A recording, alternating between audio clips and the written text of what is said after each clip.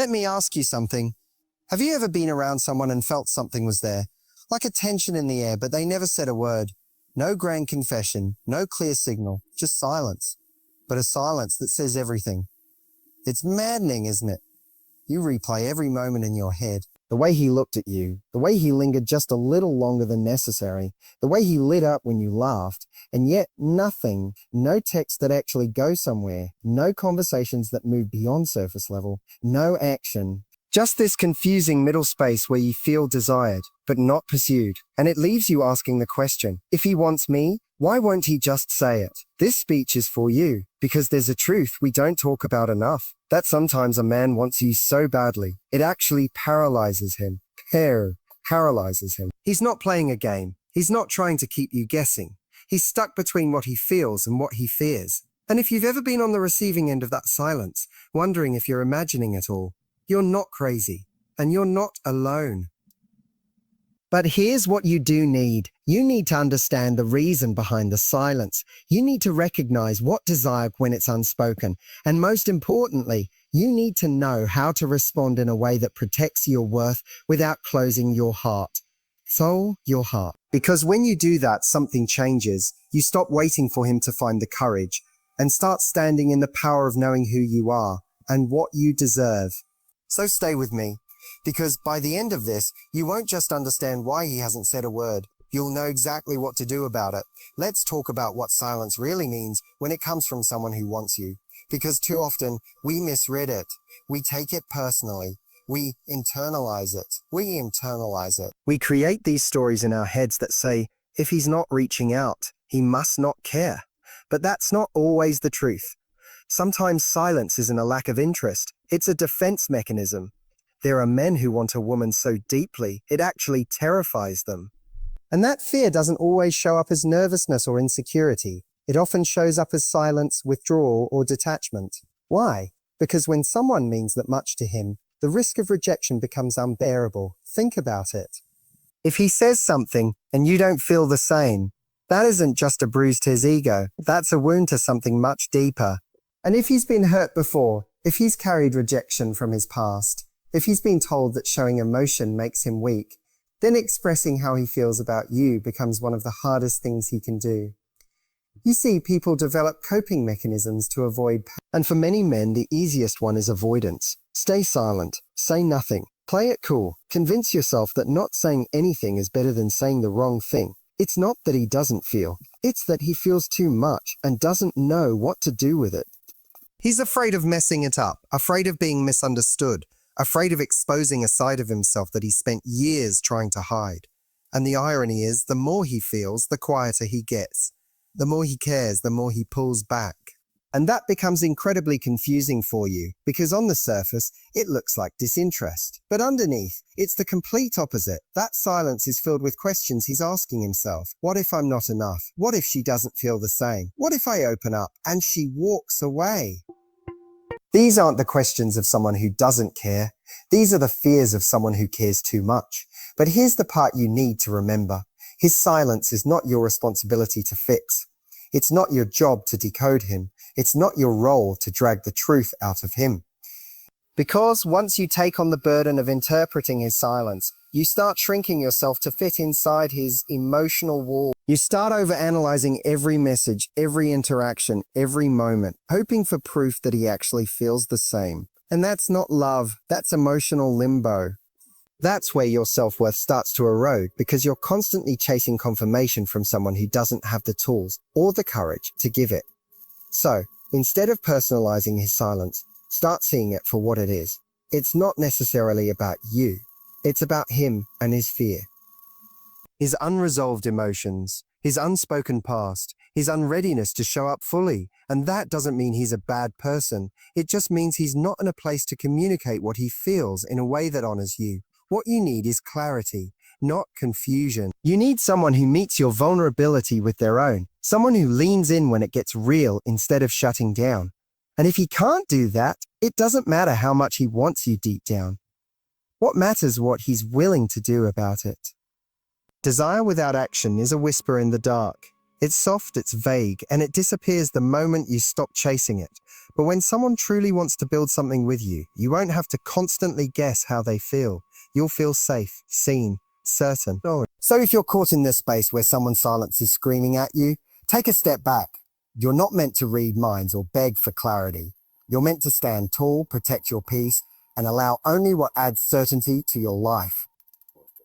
Because the person who truly sees your worth won't leave it up for interpretation. There's this idea that when someone wants you, they'll make it known. That desire always looks bold, confident, and direct. But real life isn't that simple, especially when emotions run deep, deep. Because when a man truly wants you, when it matters to him on a level that feels personal, he often doesn't rush forward. He hesitates, not because he doesn't care, but because he cares too much. And that fear of misreading the situation, of saying the wrong thing, or being rejected by someone he truly values, becomes enough to keep him silent.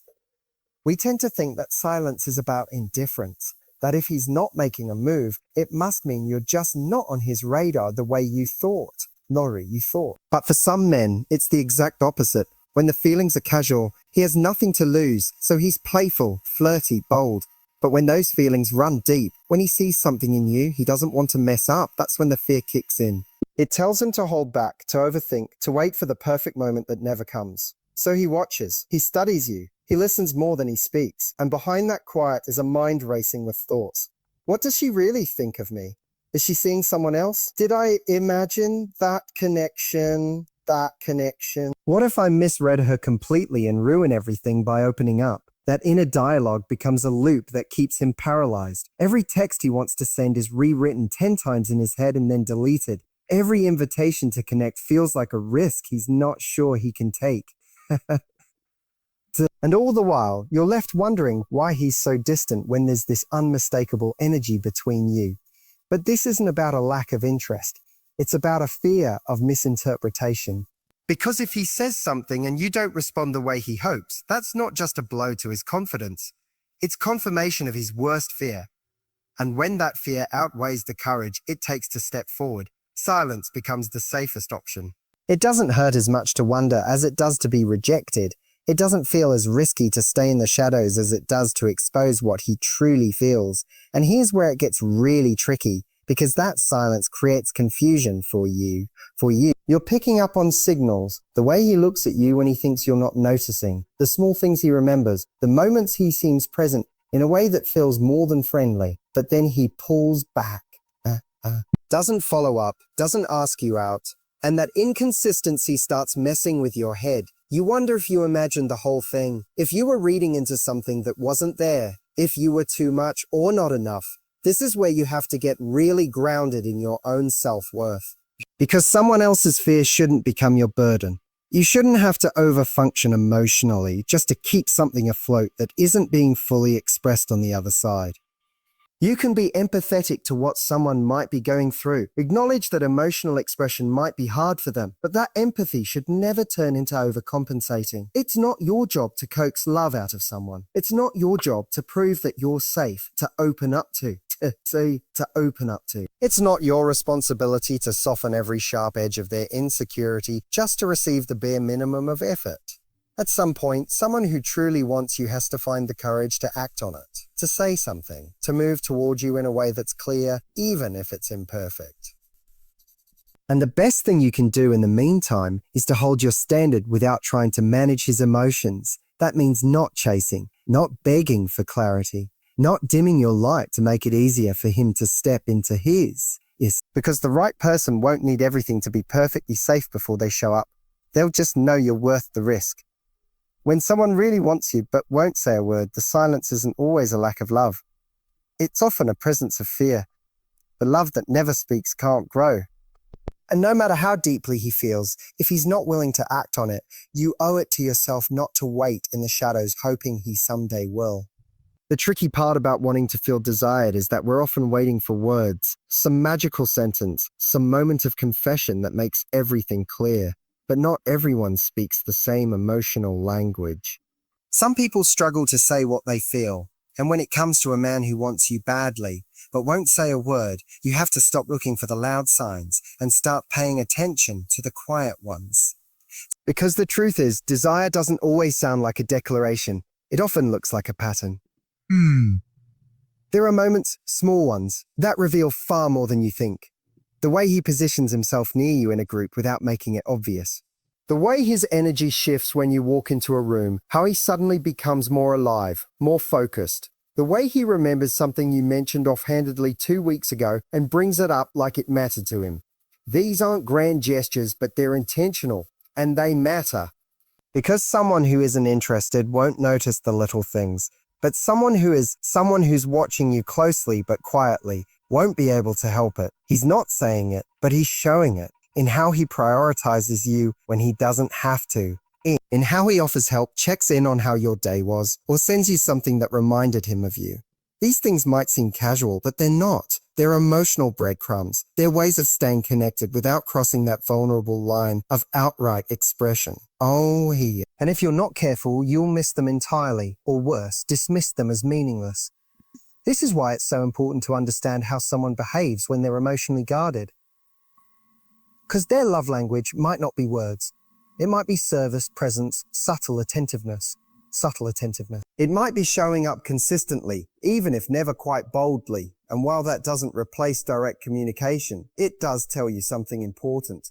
This person is engaged, even if they're scared. They're drawn to you, even if they haven't fully processed what to do about it. But here's where it becomes dangerous for you.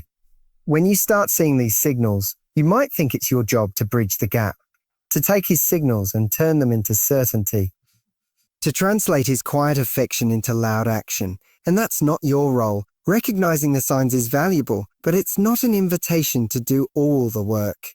Because when you start doing the heavy lifting, initiating every conversation, driving every emotional interaction, you slowly step into the role of emotional caretaker instead of romantic partner. You begin to carry his potential rather than holding out for his participation. So instead of doing that, just notice. Stay in your power and observe what's real, not what you hope to see.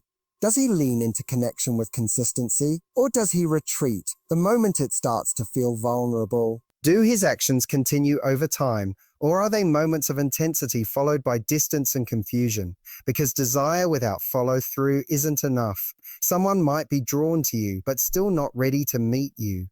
And you can't build a relationship on someone's internal chaos. You can only build with someone who chooses clarity, even when it's hard. Sometimes we overvalue intensity and undervalue intention. We get swept up in the emotional high of feeling seen in subtle ways, but that doesn't replace the security of someone choosing to communicate it. You deserve to feel pursued, not just with eyes, not just with energy, but with effort. You deserve to be chosen in ways that leave no doubt. And the longer you entertain someone's silence just because they occasionally drop hints, the more you train yourself to accept confusion as a form of connection. So the next time you find yourself wondering whether his quiet actions mean something, pay attention, but don't invest blindly. Ask yourself, is he showing up not just when it's convenient, but when it requires vulnerability? Is he stepping toward you not just with affection, but with clarity? If the answer is no, it doesn't mean he doesn't feel something for you. It means he hasn't yet found the courage to honor it. And that's not a reason for you to wait. That's a reason for you to keep moving toward the kind of love that doesn't hide behind silence. One of the hardest things to do when someone's silence is speaking louder than their words is to not chase it. When you feel deeply connected to someone, when every part of you believes they feel it too but just won't say it, there's this urge to push, to ask more questions, to get answers, to finally make sense of all the mixed signals so you can either relax into it or walk away. But here's the truth that nobody tells you. You don't get clarity by forcing it. You get it by creating the space where it can rise naturally. When someone is emotionally guarded, when they want you but don't say it, their first instinct is to retreat the moment they feel pressure. Not because you're doing something wrong, but because they haven't yet dealt with their own resistance to vulnerability. And when you try to pull the truth out of someone who's already unsure, you're not getting the full version of them, you're getting the version that's shaped by fear. Their response might sound like avoidance, deflection, or just enough affection to keep you hanging on, but not enough to move anything forward. That's why it's so powerful to pull back, not out of punishment, but out of self-respect.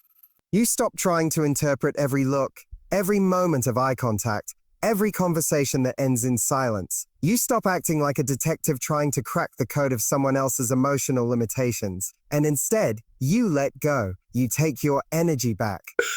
You create space not to manipulate, not to provoke, but because your peace deserves protection. But because the kind of love you want doesn't require decoding. The irony is that space is often the very thing that wakes him up. When you stop over-giving, over-texting, over-analyzing, and simply be, it creates a vacuum. And in that vacuum, he suddenly feels the absence of your presence. The attention he once took for granted isn't there. Funka. The safety of knowing you are always available to emotionally connect disappears. And for the first time, he has to ask himself what he's really willing to risk losing. This is where real answers show up. Not when you demand them, but when you give them room to breathe. Room to breathe. When someone wants to step forward, they will. And when they don't, that silence becomes your answer. Not because they didn't feel something for you, but because they weren't ready to value what they felt enough on it. And as painful as that is, it's also clarity. You were never meant to chase clarity. You were meant to attract it. By standing in your own emotional maturity and allowing space for the truth to reveal itself. Because when someone is ready, when someone truly values you, they will move toward that space. They will meet you where you are.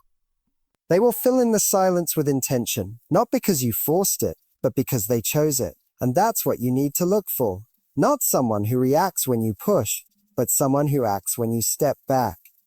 Someone who sees the distance and doesn't fill it with more confusion, but with effort. Someone who recognizes your value, not because you told them over and over, but because your absence finally made them feel the weight of what they'd been silently avoiding. This is the energy that changes everything. When you stop pouring into someone who gives you uncertainty in return, and start standing in a space of emotional strength and calm detachment. You're not angry, you're not bitter, you're just done trying to guess. And from that place, the dynamic shifts. Anam. You stop hoping he'll finally say something, and start listening to the one thing that's always been speaking loudest, his behavior. There's nothing more attractive than someone who values their peace enough not to beg for someone else's clarity.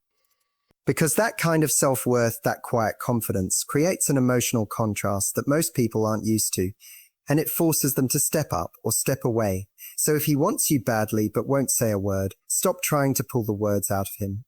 Create space, and create space. Not to test him, but to protect your energy. Because if he's meant to meet you there, he will. And if he doesn't, you'll still be standing in your power.